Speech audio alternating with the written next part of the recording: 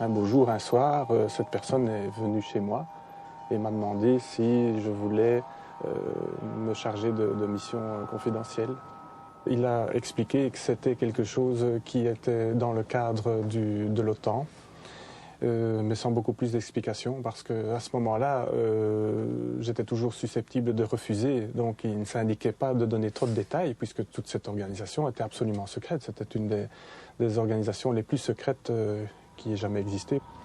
Nous avions une radio à notre disposition et la base était effectivement située dans les environs de Londres et une deuxième base se trouvait du côté de Boston.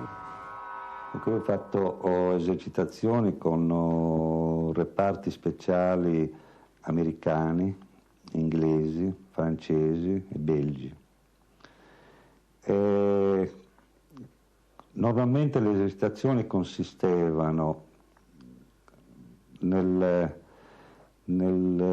lancio di questi specialisti da aerei che venivano direttamente dalla Francia o dal Belgio, dall'Inghilterra, venivano paracadutati e c'erano i nostri, cioè quelli che avevamo addestrati, che gli facevano le dovute segnalazioni a terra e poi li guidavano nelle case sicure. Gladio, così come è stata definita, individuata, descritta oggi, è una componente di quelle che io ho sempre chiamato strutture parallele. C'è un esercito invisibile, non predisposto per una battaglia, una guerra esterna contro un ipotetico invasore, ma addestrato ad operare all'interno contro quello che in tutti gli ambienti militari è stato sempre definito una quinta colonna dell'Unione Sovietica, il Partito Comunista e le forze di estrema sinistra ad esso collegato.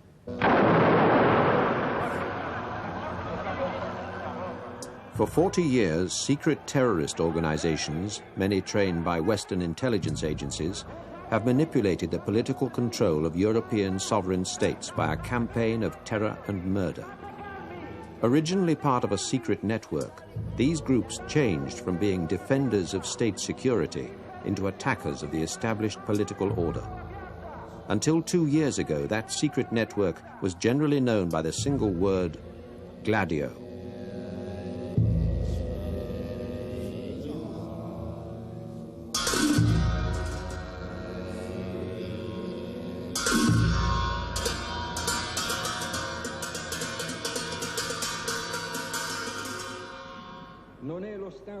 On November the 9th, 1990, the Prime Minister of Italy, Giulio Andreotti, revealed to his own parliament and the world the existence of a top-secret European-wide network of secret agents.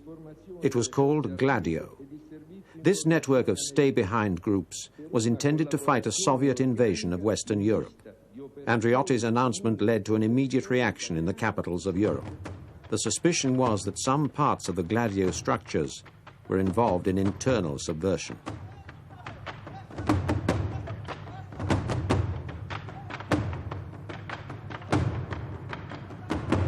Nous avons été saisis de la question du stay behind belge, qu'on a appelé la question Gladio, par le scandale qui a été déclenché en Italie par la révélation de l'existence en Italie d'un réseau stay behind.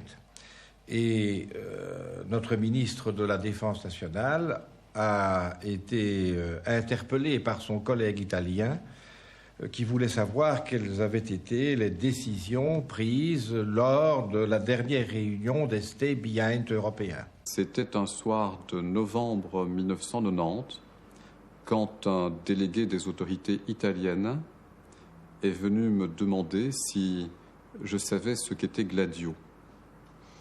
À vrai dire, je n'en savais rien, sauf que ce jour-là, dans un journal italien, sur le trajet entre Le Caire et Bruxelles, je venais de voir qu'il y avait un scandale en Italie, appelé Gladio. Le ministre a fait savoir, que cette chose étonnante, qu'il n'était pas au courant de l'existence au sein de l'armée et au sein de la sûreté de l'État d'un réseau stay behind. Gladio è stata sempre protetta. L'esempio più illustre Quando Moro fu chiamato, Moro, che poi era Moro, che fu chiamato a testimoniare il processo di Catanzaro, e gli domandarono se lui aveva conoscenza di una struttura segreta, parallela, dentro i servizi, e Moro domandò ai servizi che tipo di risposta doveva dare, i servizi gli dissero che non esisteva niente, e Moro disse: sono informato che non esiste niente. Une partie des autorités suisses a toujours su que cette structure existait. Il y avait des parlementaires qui étaient dans un conseil secret qui faisait de sorte de contrôle, mais un contrôle qui ne pouvait pas être effectif parce que nous avons trouvé que ces parlementaires ne savaient pratiquement rien. Queste strutture parallele hanno impiegato elementi dell'estrema destra per un motivo molto semplice. È corsa una battaglia anticomunista. Nel 1945 è finita la Seconda Guerra Mondiale ed è iniziata la Terza Guerra Mondiale.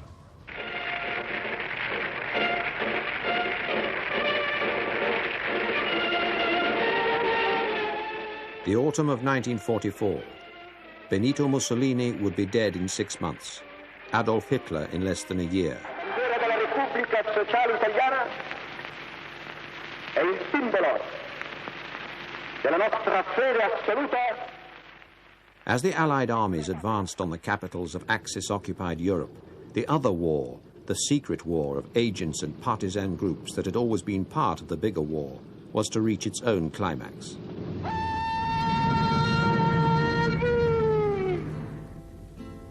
Alla mattina, appena alzata, oh bella ciao, bella ciao, bella ciao, ciao, ciao, alla mattina, appena alzata, in risaia mi tocca andare.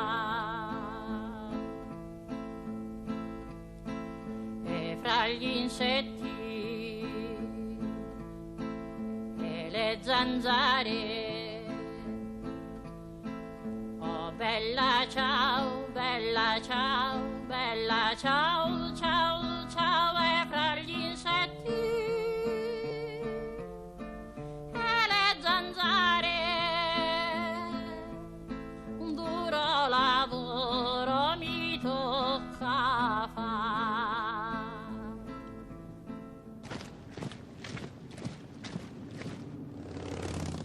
As the Germans withdrew, they left secret agents in the countries they had occupied.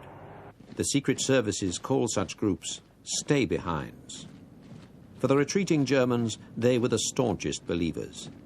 They were selected from the SS and the fascist Black Legions. They were to become the foot soldiers of the next war about to begin, the Cold War. Le Palais des Sports de Bruxelles a été le théâtre d'une manifestation monstre consacrée au thème « Réunion de tous les peuples européens dans la lutte contre le bolchevisme ». Nous avions vu là-bas, dans les plaines de Russie, les Italiens et les Croates, les Hongrois, les Norvégiens, les Danois, les Hollandais, nos frères flamands. Nous nous retrouvions tous là-bas, 100 ans déjà, cette force énorme qui se soulevait de toutes parts. Pourquoi? Parce qu'eux aussi ont eu cette illumination de la vérité. Allons avec foi au combat. Ahead of the advancing Allies, always with the first troops, was the OSS, Office of Strategic Services. And that part of the OSS charged with locating enemy stay-behinds had been given the designation X2. I came in and sent by General Donovan and got in touch with the heads of the Committee of National, the military junta of the Committee of National, which is the joint partisan groups. Andy Birding was the first X2 guy who came into Rome. And he'd been an old AP correspondent, and I thought I could trust him, that he was a good guy. And so we turned over to him everything we had on the German stay-behinds. Then Jim Angleton appeared in August.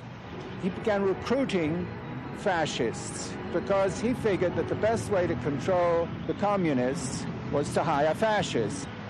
one of the most tough ones was Prince Valerio Borghese, who ran what was known as the 10th Flotilla. These are the guys that would execute partisans and hang them from lampposts all over Italy. Oh, bella ciao, bella ciao, bella ciao, ciao, ciao, mamma mia. Oh, che tormento, io ti invoco ogni domani. Angleton made a deal with Borghese and then rushed up to save this commander from the partisans who would have lynched him any time, because he had lynched thousands of partisans. Il principe Junio Valerio Borghese. Quindi era un uomo di un personaggio che ci porta diritti nel cuore dei servizi segreti americani. Lui venne salvato da Angleton, venne protetto da Angleton nel 1945, quando si è arreso a Milano alla fine della Seconda Guerra Mondiale qui in Italia. La 10ª MAS, quindi Valerio Borghese, 10ª MAS era la formazione che lui comandava, sottoscrisse l'impegno scritto di prendere le armi con gli alleati nel caso di conflitto con l'Unione Sovietica. Licio Gelli, later to head the secret P2 Masonic Lodge, had been a liaison officer attached to the SS. He had his own encounter with X2 agents. Quando sono arrivati ci hanno fatto prigioniero un gruppo di canadesi che poi ci hanno portato giù e quindi erano della OSS. Siamo stati. Io sono stato lì da loro, trattato bene, mi hanno tenuto una settimana ad un appartamento a Pistoia portandomi una risma di carta. Mi disse appunto l'ufficiale che dovevo scrivere tutta la mia vita dal momento della comunione a oggi, quello che avevo fatto. Dopo un'altra settimana vennero a chiedermi se volevo essere paracadutato al nord. Era un colonnello americano al quale gli risposi di no, che non desideravo essere paracadutato perché io avevo già terminato il mio compito. To show what a cynical game it is, this young policeman, Federico Umberto D'Amato, the night that the Allies came in to Rome, rounded up all the German stay-behinds, whose addresses he had, put them in jail, turned them over to the Americans, and they were disposed of. The German stay-behinds were turned over to Italian authorities and sentenced by Italian military courts. A un certo momento io facevo servizio all'albergo Excelsior, dove c'era il generale Meltzer, che era il capo delle forze armate tedesche a Roma, e lì c'era anche questa centrale dell'Abwehrluft, e un giorno riuscii a introdurmi in una di queste stanze e con un certo rischio, devo dire, mi impossessai di queste liste.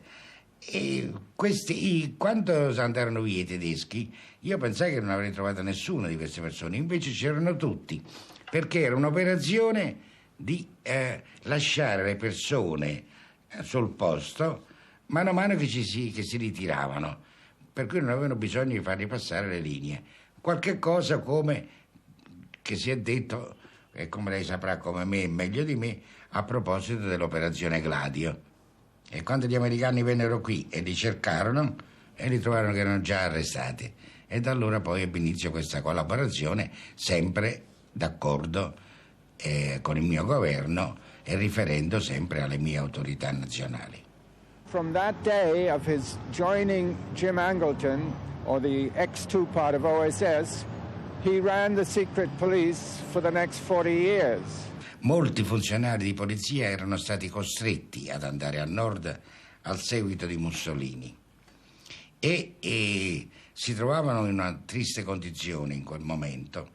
Siccome mio padre era funzionario di polizia e li conosceva tutti, fu deciso dall'OSS X2 di paracadutarmi, a me che non ero mai visto un paracaduto in vita mia, di paracadutarmi nella zona di Salò, dove per fortuna riuscii ad arrivare e dove contattai i principali funzionari della Repubblica di Salò, che aderirono naturalmente a collaborare e che sono stati poi alcuni fra i più importanti dirigenti dello Stato italiano, del Ministero dell'Interno, nell'immediato dopoguerra.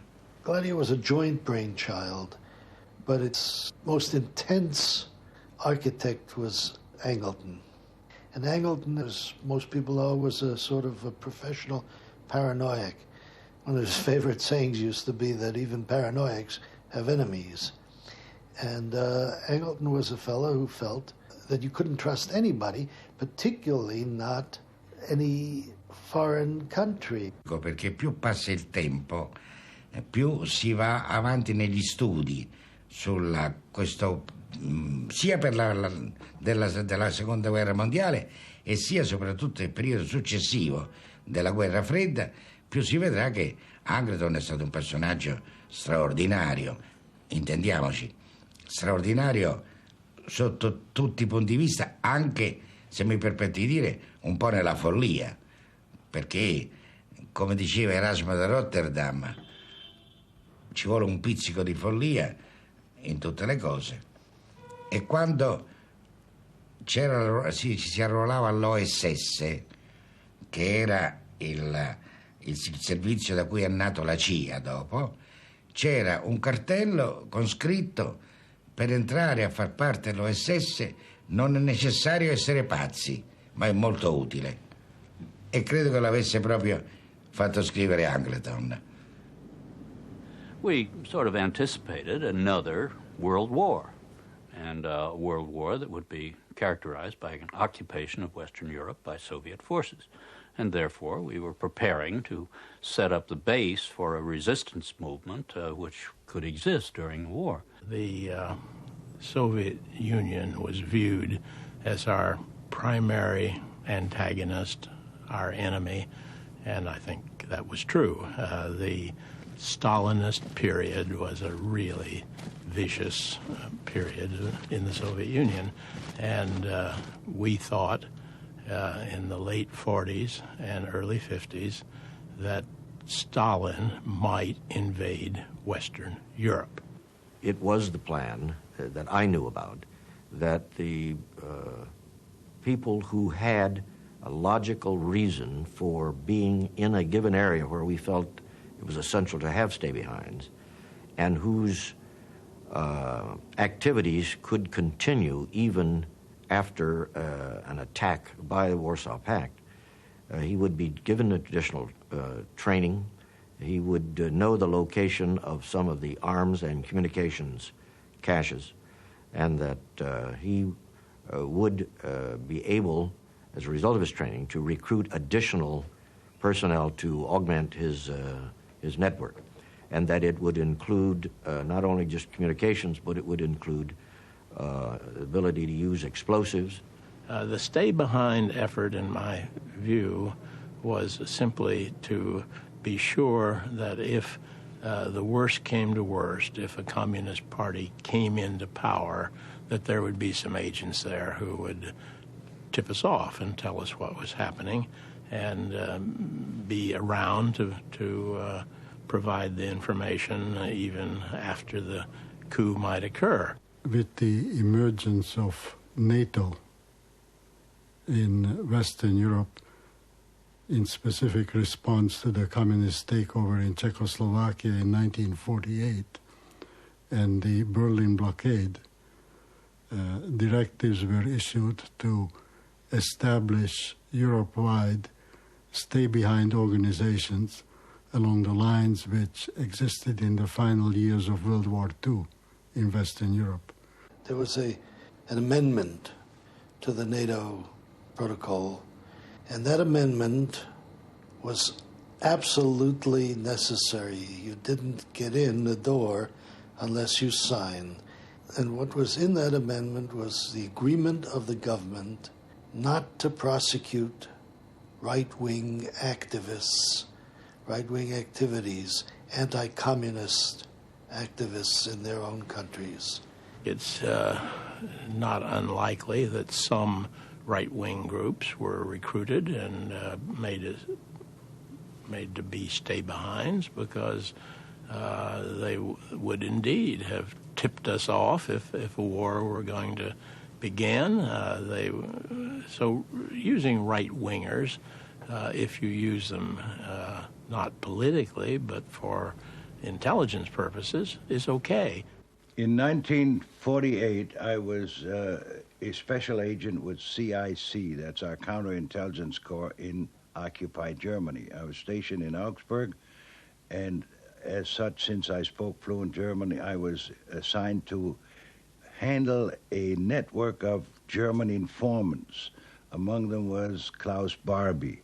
And Klaus Barbie was later on, I discovered that he was wanted for murder by the French, and that I reported this to my superiors, and they told me to keep nice and quiet. He's still valuable. When he's no longer valuable, we'll turn him over to the French. I thought that I was going to get a promotion when I told them about Barbie, and they told me to keep quiet. Colonel Gunther Bernau was an agent, an informant working for the military intelligence in Stuttgart. We had provided him a home, a safe house in Ludwigsburg, and there I met him 3 times a week, and he brought us information about communists and whatever we wanted to hear, he told us. He was certainly a very strong Nazi. I sat in his office one day and opened his album of pictures from the war, and in the middle of the album it showed a nice picture of Adolf Hitler. Several other high-ranking SS officers who came to visit him in his safe house that we had provided. And he told me that if for any reason he needs help, by one telephone call he could contact 200 former SS leaders from Hamburg to Munich. I remember him taking me to one particular spot, which we uncovered and dug it out, and there were rifles, small arms, grenades, all nicely wrapped in cosmoline, and he said, we have thousands of these all over the country. And that sort of made me a little suspicious, and I reported this, and they said, well, we know this. They're all working for us in case the communists come across the Iron Curtain.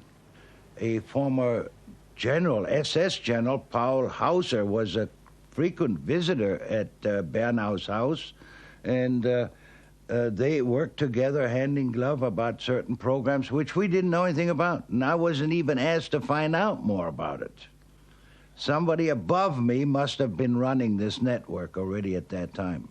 The man in Adenauer's office, who also had, I guess, his fullest confidence, who oversaw Gladio in its earliest stages, was a fellow named Dr. Globke, who was an ex-Nazi, who Adenauer had brought into the government the way he'd brought a lot of ex-Nazis into the government, because I guess his position was that these were the only people who really had any administrative experience, and so they were, I guess, denazified, if you want to call it that. They were cleaned up, a little bit like today Nazi, tomorrow Democrat, like changing undershirts. What we were doing is either with the government secretly or independently on our own, looking for people who might perform this function in some country where you didn't have that connection with the government or whatever, or maybe you did as a supplement. But maybe 1 or 2 extra people that would have this training who would stay there during a Soviet occupation and be the base that you could then talk about recruiting other people to join. There was documentary material when Colby was station chief in Stockholm that he had been in touch with former Swedish volunteers in the Nordic legions of the SS, the Waffen-SS, and people who later came to be known, I guess, as Sveaborg, that he was recruiting these people. The first scandal connected to the stay-behind groups broke in 1952 with the discovery of assassination teams linked to the Bundesdeutsche Jugend. In all those countries, some elements of the social democratic or socialist parties aligned themselves with the communists into so-called national unity parties or socialist unity parties. The presumption was that should the Soviet army make a move toward the West, they would try to build some kind of a German puppet government in the German territory which they would occupy. The Bund Deutsche Jugend was a right-wing political organization loosely affiliated with one of the political parties in the state of Hesse in Germany. And it was deemed that these people have the motivation and the willingness to serve as part of the underground should the Soviet army indeed overrun all or part of West Germany. Now, as part of these preparations against that day, somebody's enthusiasm ran away with his judgment, and they drew up a list of German politicians, including many prominent social democrats, who they thought might be the kind of people that the Soviet army would look for in trying to organize a puppet government. When the story broke, there was a considerable flap, and it was deemed desirable that General Truscott should personally explain to the people involved what had happened. And we explained the situation first to Chancellor Konrad Adenauer of Germany. Then we explained it to General Matthew Ridgway, who was then the Commander-in-Chief of NATO. And finally, and most importantly, we explained it to Prime Minister George Sinn of Hesse, who himself was on that list. And Truscott explained to the Hessian Prime Minister that this was an unauthorized activity, to be sure only a paper exercise, but of which he was unaware, and it certainly shouldn't be interpreted as in any way casting aspersions on our confidence in Prime Minister Sinn. From the beginning, Gladio was really divided into two spheres of influence, British and American, because the original agreement between Sir Stuart Menzies and the ex-OSS people, Wisner and those, had foreseen that the British would retain their sphere of influence in the countries that were traditionally British, such as the Netherlands, Belgium, Portugal, Spain, and the United States had very little to do with those. We'd see, or rather I would see, documents having to do with that, but if anything needed to be done, I would have to contact somebody who had that responsibility in DI6. Après la guerre, le chef de l'Intelligence Service, Menzies, Monsieur Menzies, a pris contact avec le ministre des Affaires étrangères de Belgique, Monsieur Spaak, très connu, M. Paul-Henri Spaak, et ils se sont entendus sur le principe de créer un réseau Stay Behind belge en période de paix, afin justement de ne pas connaître tous les inconvénients et tous les dangers qui avaient été liés à la constitution de Stay Behind pendant la guerre. La relation peut être privilégiée au départ entre les services de renseignement britanniques et le service de renseignement belge trouve son origine naturelle dans les contacts qui ont eu lieu entre M. Spaak à l'époque et le patron du service de renseignement britannique. Et dans cette réunion, ce tripartite meeting avec les États-Unis, la Grande-Bretagne et la Belgique. Cominciare dal 1951, americani, inglesi e francesi per primi cominciarono a preoccuparsi di che cosa sarebbe potuto accadere se l'Europa fosse stata invasa. E si mossero in base all'esperienza fatta da due grandi organizzazioni che avevano concorso a organizzare e a sostenere la resistenza in Europa contro il nazismo: lo Special Operation Executive britannico e l'Office for Strategic Service americano. Ces réseaux ont été constitués à l'intérieur de services secrets. Enfin, ce qu'on appelle les services secrets, c'est-à-dire du service des renseignements militaires et de la sûreté de l'État. C'è una grossa discussione sulla legittimità di Gladio perché per la nostra Costituzione Gladio doveva quantomeno essere dichiarata nelle linee generali al Parlamento. Questo è un problema. Il fatto vero è che ammesso anche che ci fosse la necessità di avere una struttura segreta o riservata, e nei trattati internazionali spesso ci sono delle clausole segrete, però la linea di difesa di questo segreto deve andare da un Presidente del Consiglio che sia il Presidente del Consiglio che entra. Il Presidente degli Stati Uniti eletto passa 2 mesi a essere informato di quello che esiste. Quindi se il primo Presidente del Consiglio che ha autorizzato Gladio doveva dare questa informazione ai suoi successori e quindi doveva essere questo. Noi invece abbiamo trovato che, avendoli interrogati quelli che sono rimasti vivi, che una parte sono stati informati in un certo modo, molto sommario, come vi dirò, altri non sono stati informati affatto. Il senatore Fanfani, che è stato Presidente del Consiglio 6 volte, Ministro degli Interni alcune volte, Segretario della Democrazia Cristiana e segretario molto forte, non è stato mai informato su sue testimonianze, sul fatto che non esistono. Non è stato mai informato. Altri non sono stati informati. Only those people who were friendly to American aims and policies were made aware of this. Any political leader who was inimical or was untrustworthy knew nothing. Stay Behind Nets non faceva parte della NATO, cioè dell'organizzazione militare integrata. Era istituita all'interno dell'Alleanza Atlantica. Tant'è vero che la Francia continuò a farne parte anche dopo essere uscita dalla NATO.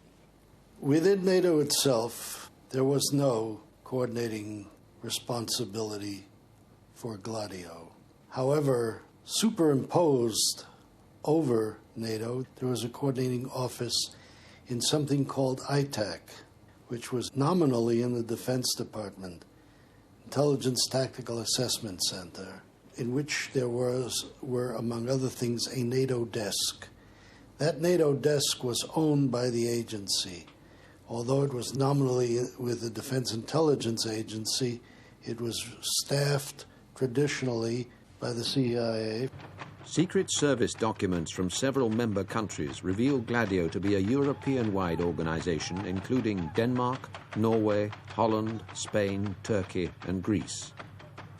All Gladio's secret information is coordinated in Brussels through the CPC, Clandestine Planning Committee, which meets periodically with the chairmanship being handed from one country's secret service to the next. The entire organization is handled outside of NATO. Gladio è cominciata in Italia nel 1951, quando il generale che comandava il SIFAR di allora, il generale Broccoli, scrisse al capo di Stato Maggiore generale dicendo: devo mandare 6 ufficiali a un corso dell'Intelligence Service in Inghilterra. Sì, ho semplicemente assistito a delle dimostrazioni addestrative, didattiche dello staff dello Stay Behind inglese, cioè come loro addestravano i loro uomini nel campo soprattutto degli esplosivi e delle armi. E circa la presenza di ufficiali, ero con un altro ufficiale italiano, e ufficiali inglesi erano quelli che ci accompagnavano, e non so neanche però se fossero ufficiali delle forze armate inglesi, forse erano dell'intelligence. In Inghilterra una settimana a pool per lavorare, per vedere un po', mi avevano invitato gli inglesi i reparti speciali inglesi. Sono stato una settimana, ho fatto un po' addestramento con loro, ho fatto anche un lancio col paracadute nella manica, ho fatto un'esercitazione con loro lì e mi sono trovato molto bene.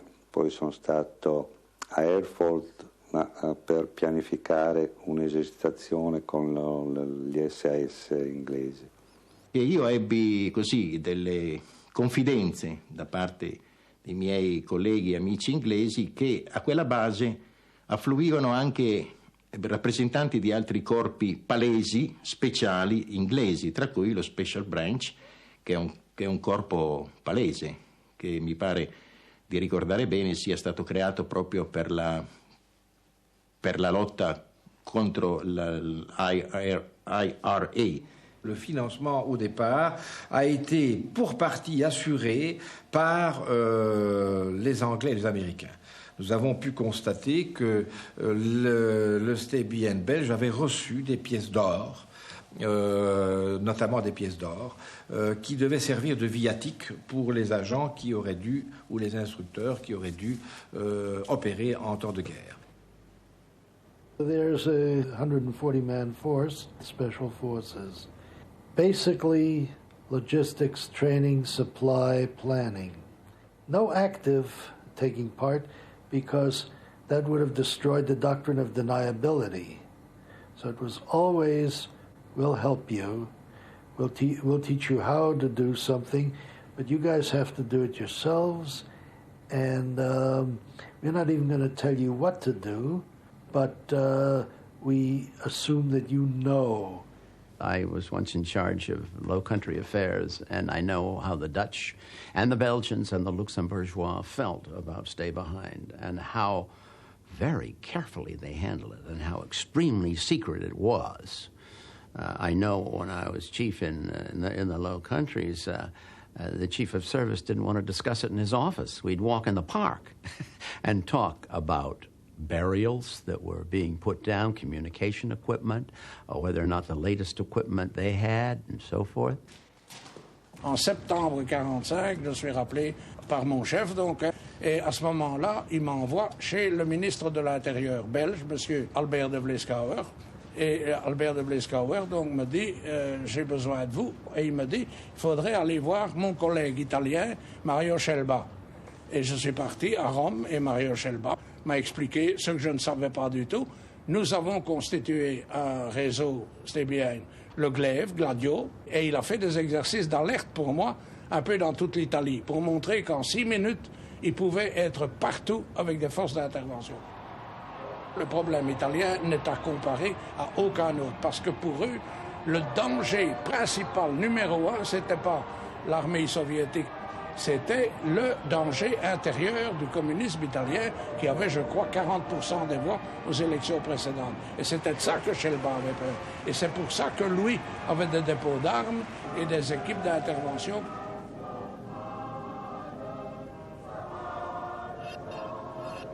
There were people inside the American government, George Kennan most notably, who were arguing that the chance of the Communist Party winning the 1948 elections was so great that the United States should use military force to stop the elections, not hold the elections at all, just cancel the elections, send the army in and say to the communists, we're not going to risk elections because there's a chance of your winning. Well, this was laughed out of school by the President and the Secretary of State and all other responsible government officials. I mean, none of that was ever put into effect.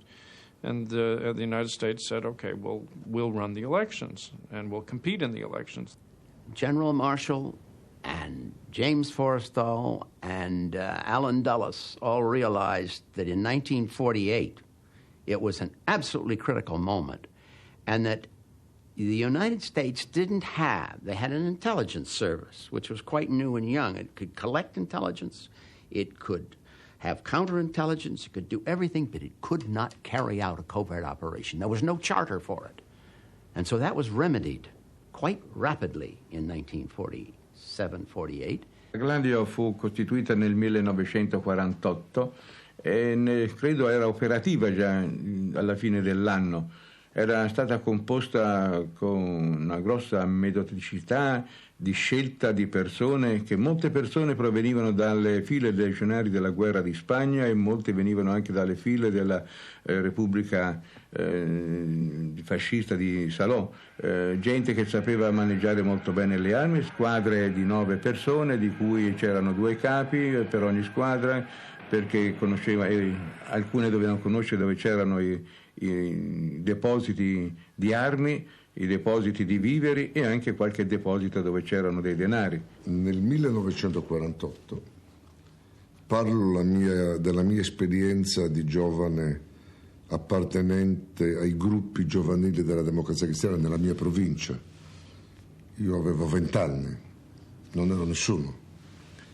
Che un gruppo di noi si organizzò nella capitale della provincia e in altri centri viciniori e che fummo armati di fucili mitragliatori. Io personalmente avevo uno Sten, e che ci furono fornite bombe a mano dai locali comandi dei carabinieri per l'eventualità che il Partito Comunista non accettasse il responso elettorale e che tentasse un colpo di Stato, così come era avvenuto in paesi come l'Ungheria, la Cecoslovacchia, la Polonia, la Bulgaria. There was no need for Gladio to be activated in Italy in 1948.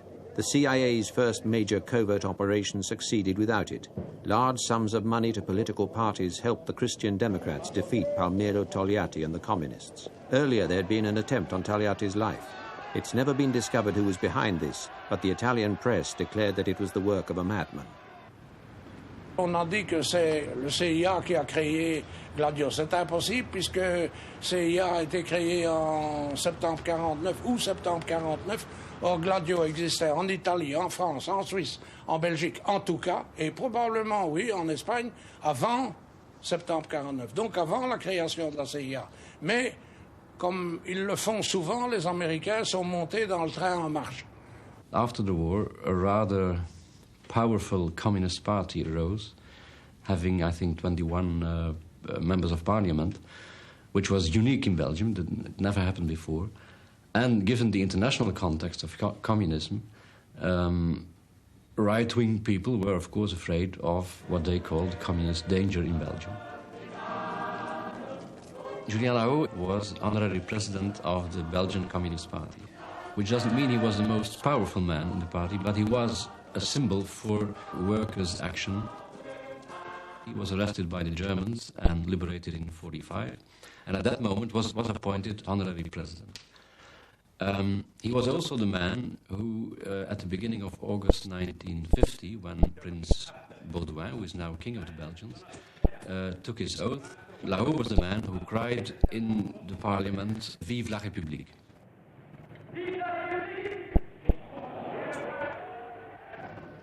King Leopold had been deported to Germany, then to Switzerland after the war, and center-right and right-wing were agitating to bring him back on the throne.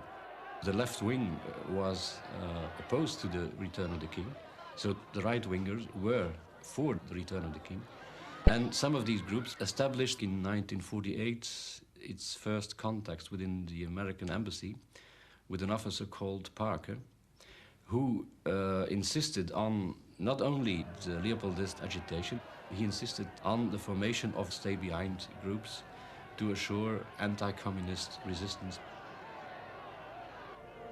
Julien Lahaut was murdered in 1950. The man who killed Lahaut came out of a right-wing resistance group which was called the Secret Army, l'Armée Secrète.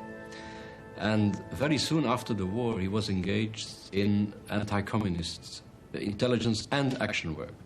And the action work was done, among other people, with Mr. André Moyen. Ça s'est passé donc ça en août 49. Et 3 mois plus tard, un gars que j'avais connu pendant la guerre, mais qui n'était pas de mon service, est venu me trouver et il m'a dit « Il faut que je vous demande conseil. Je vous considère comme un ancien, comme c'est bon. » Et il m'a raconté « C'est moi qui ai tué Lahaut. » J'ai dit « T'es fou?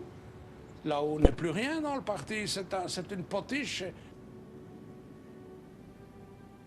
L'auteur m'a raconté « C'est moi qui ai tué Lahaut. » Il m'a donné des détails que seulement lui pouvait connaître. Avec qui il avait été, quelle arme il avait employé, quelle voiture, tout.